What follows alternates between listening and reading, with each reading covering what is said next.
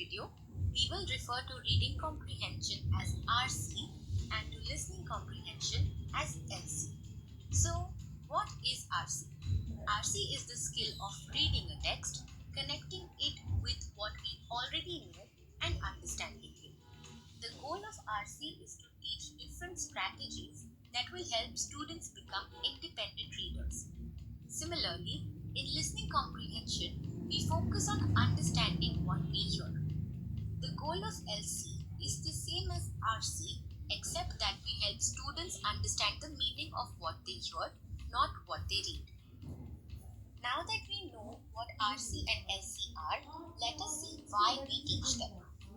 Reading and listening comprehension is important because when we read or listen, we don't do so just to hear some sounds or read some words. We do so with the purpose of understanding and learning. Students need to understand what is being read or said. This makes them independent readers and listeners who can understand what they read or hear, which in turn makes them good learners. This not only helps them learn English, but also helps them learn and comprehend other subjects as well. Students learn many skills through reading and listening comprehension, like making connections, drawing conclusions, and analyzing characters. These skills can be directly applied in their daily lives as well. We now have understood why we teach RC and LC. Next, we will see how they are taught. Focusing on RC and LC only to answer questions correctly in the examination is ineffective. This way, students will resort to rote learning and lose interest. Therefore, they must be taught in a manner that encourages students to think critically about a story and understand it. Let us see how we do this with an example. We teach students the skill of making connections with a text. We do this with a graphic organizer. Once the students learn the steps to make connections, they can use these steps with any text that they read or hear. When students learn a new skill, they see it being modeled by their teacher or through a video.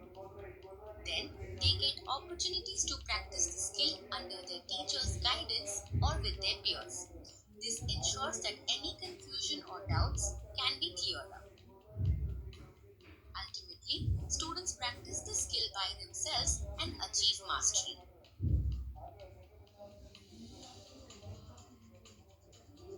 Once they have mastered each skill, they can apply them to any text that they read, to other subjects, as well as in their daily lives. Students are also taught how to answer questions using these skills and through answer structures. This means that they don't need to memorize and rote learn any answers for the exams. Next, we will take a look at the lead approach to teaching RC and LC. For reading comprehension, the goal for the students is to understand the story using reading strategies and then to answer whatever questions come their way. At lead, students first read and comprehend a new text. Then, they are introduced to a new skill such as making connections through a text that they already know. This is made easier by giving them thinking structures like graphic organizers, mind maps, and guiding questions. Students then practice this skill using the text they are reading. This gives them the time to master the skill and gain a deeper understanding of the text they are reading.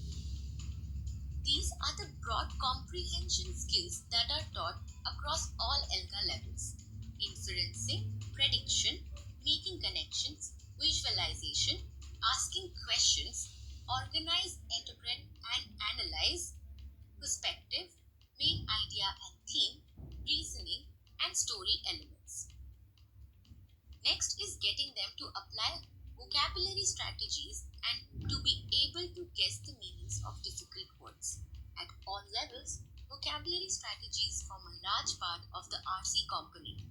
These are the strategies we teach across different levels. As students learn to use comprehension skills and vocabulary strategies, they become independent readers. Now, let us look at how we at LEAD approach comprehension, we teach active listening strategies, conduct read alouds, and use audio visual stories, asking students to listen for specific information.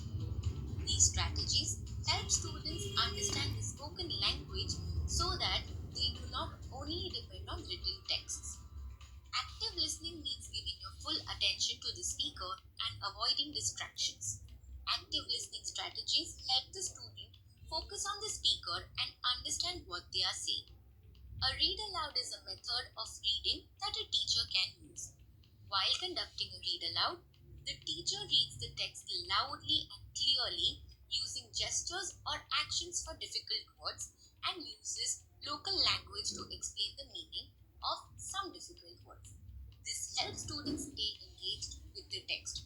This is also a good way for students to listen to the pronunciation of words. Lastly, students watch and listen to audiovisual stories to gather specific information. In every ELGA lesson, 35 to 40 minutes are spent on reading and listening comprehension. Lastly, let us look at some frequently asked questions. Listening is a natural process, then why do we need to teach listening comprehension separately? While listening is a natural process, listening comprehension strategies need to be taught clearly. These listening comprehension strategies help students understand details quicker without having to listen multiple times. Why do we need to teach these reading and listening strategies to the students separately? Mastering the various reading and listening skills can significantly improve the way students look for information in a text and answer questions. We also provide sample answer structures to students which can help them in the examination.